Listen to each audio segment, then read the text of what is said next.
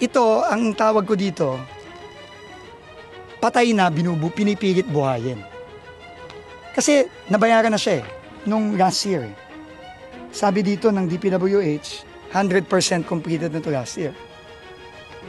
Pero, siguro, 3 weeks ago, umiinit, nag-iimbestiga na ang Senado, nag-iimbestiga na ang Kongreso, nagalit na ang Pangulo.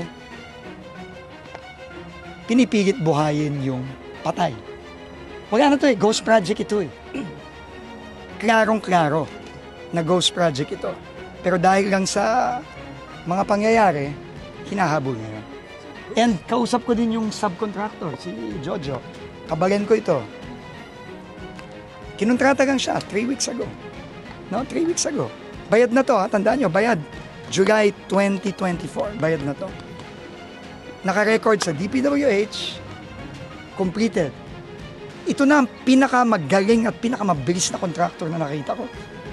Na 270 days, ang schedule, natapos niya in less than 3 months. Ito na ang pinakamagaling na contractor talaga. No? Pero, ito talaga ang example nung sinasabi ng ating Pangulo. No? Ito yung sinasabi ng ating Pangulo na talagang ito, kahayupan na ito. Hindi tao itong mga taon to.